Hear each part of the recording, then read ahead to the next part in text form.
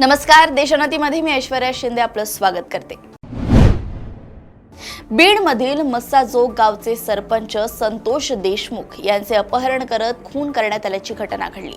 या घटनेनंतर राज्यातील वातावरण चांगलंच तापलंय। या घटनेवरून धनंजय मुंडे यांचे जवळचे मानले जाणारे वाल्मिक कराड खरा सूत्रधार असल्याचा आरोप संतोष देशमुख यांचे कुटुंबीय आणि गावकऱ्यांकडून करण्यात येतोय।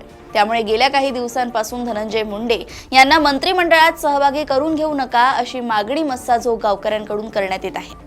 गेल्या काही दिवसांपासून धनंजय मुंडे चांगलेच चर्चेत आहेत। मात्र नुकत्याच झालेल्या खाते वाटपामध्ये धनंजय मुंडेंना अन्न नागरी पुरवठा व ग्राहक संरक्षण मंत्रालयाची जबाबदारी देण्यात आली आहे। विधानसभेच्या हिवाळी अधिवेशनात विरोधी पक्षाने या मुद्द्यावरून राज्य सरकारला कोंडीत पकडण्याचे जोरदार प्रयत्न केले, कारण यात बीड जिल्ह्यातील राजकीय नेत्यांची नावे आली आहेत। सरपंच संतोष देशमुख यांची गाडी अडवून आधी त्यांचं अपहरण केलं, त्यानंतर बेदम मारहाण करून त्यांची निर्घृण हत्या करण्यात आली। ही घटना थेट कायदा सुव्यवस्थेवर प्रश्न निर्माण करणारी आहे। आता धाराशिवचे माजी जिल्हा परिषद उपाध्यक्ष धनंजय सावंत व केशव सावंत यांना अशाच प्रकारची जीवे मारण्याची धमकी मिळाली आहे। संतोष देशमुख हत्या प्रकरणावर बोलताना मुख्यमंत्री देवेंद्र फडणवीस यांनी म्हटलं की मास्टर माइंड कोणीही असला तरी कारवाई होईल।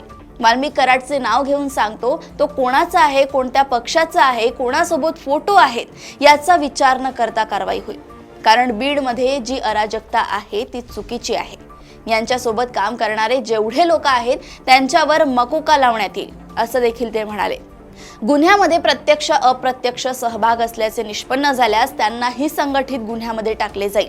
बीड जिल्ह्यामध्ये एक मोहीम हातात घेऊन सर्वांवर संघटित गुन्हेगारी अंतर्गत कारवाई होईल। आयजी लेव्हल अधिकारी अंतर्गत SIT चौकशी केली जाईल, तसेच या प्रकरणाची न्यायालयीन चौकशीही केली जाईल। 3 ते 6 महिन्यात या प्रकरणाची चौकशी होईल अशी घोषणाही मुख्यमंत्री देवेंद्र फडणवीस यांनी केली।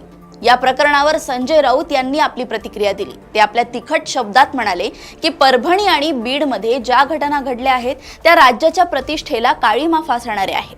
त्या भयंकर अपराधाशी संबंधित असलेले संशयित गुन्हेगार तुमच्या मंत्रिमंडळात आहेत। मिस्टर फडणवीस, बीड आणि परभणी संदर्भात ज्यांच्यावर लोकांचा संशय आहे, रोष आहे, असे लोक आपल्या मंत्रिमंडळात आहेत। छगन भुजबळांसारख्या नेत्याला दूर ठेवू शकता, पण गुन्ह्याचा संशय असलेल्या लोकांना मंत्रिमंडळात स्थान कसं मिळतं, असा थेट सवाल विचारत संजय राऊत यांनी मुख्यमंत्री फडणवीसांवर निशाणा साधला। माध्यमांशी संवाद साधताना राऊत यांनी बीड आणि परभणीच्या घटनेवरून सरकारवर टीकास्त्र सोडलं आणि हा मुद्दा गरम असताना 22 डिसेंबर रोजी मराठा क्रांती मोर्चाच्या वतीने निवेदन देण्यात आलं। मंत्री धनंजय मुंडे यांना अटक करावी आणि त्यांची मंत्रिमंडळातून मागणी हकालपट्टी करावी अशी मागणी या पत्राद्वारे करण्यात आली।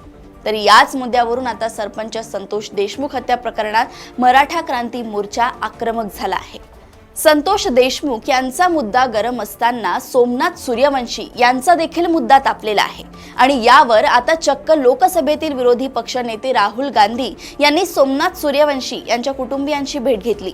यावेळी राहुल गांधी यांनी मागासवर्गीय असल्यानेच पोलिसांनी सोमनाथ सूर्यवंशी यांची हत्या केली असा आरोप केला। राहुल गांधी यांनी थेट पोलिसांनी सोमनाथ सूर्यवंशी हत्या केल्याचा आरोप केल्यानं प्रकरण आणखी चिघळण्याची शक्यता निर्माण झाली। राहुल गांधींच्या या प्रतिक्रियेवर सुधीर मुनगंटीवार यांनी प्रश्न उपस्थित केले आहेत। ते म्हणाले, एखाद्या चौकशीचा अहवाल आल्यानंतर त्यांनी असे मत व्यक्त केले असते तर गोष्ट निराळी होती। शंका उपस्थित करणं आणि ठासून बोलणं यात जमीन अस्मानाचा फरक आहे। एक प्रकारे असं बोलून पोलिसांना फसवण्याचं हे काम आहे।